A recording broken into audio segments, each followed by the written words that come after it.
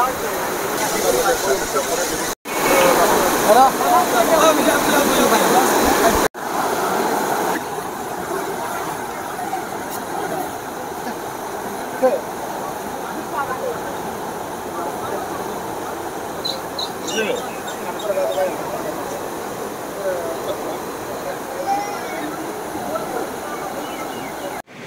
যে ফ্লাড কন্ট্রোলের আমরা সাইটের যে জেই বিশেষ করে জেই ফারুক আহমদরেই আমরা দায়ী বলি। কেননা আজকে বিগত এক মাস থেকে এক মাসের চেয়ে বেশি হইব আমরা এই বাংলিটা। আমরা থানার লগে অনেক যোগাযোগের চেষ্টা করে, তাই আমরা লগে যোগাযোগ পর্যন্ত করতে মানে রাজি নাই।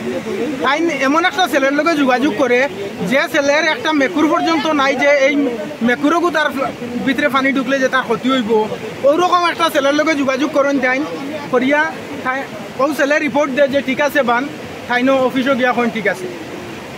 এখন এসডিও স্যারের লগে যোগাযোগ করলে কইন যে ফারুক আছে তোমরা সাইটর, থানার লগে যোগাযোগ করো, আমরা তো পুরা ডিস্ট্রিক্ট লইয়া আমরা ঘুরতে লাগে।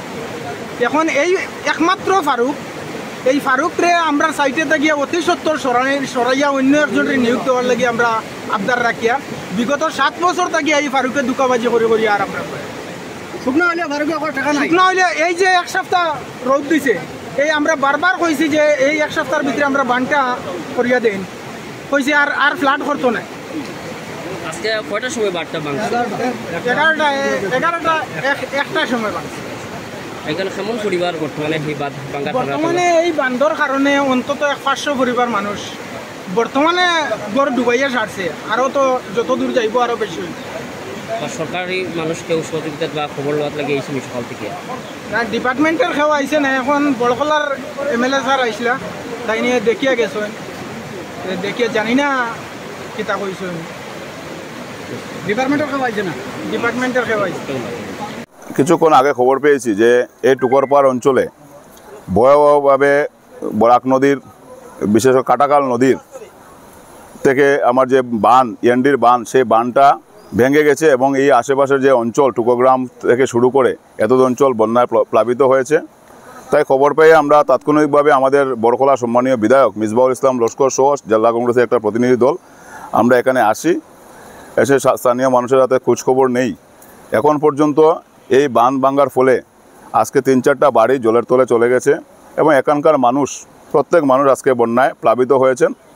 আমি এইমাত্র জেলাধিপতির সাথে কথা বলার চেষ্টা করেছিলাম, ওনাকে পাইনি।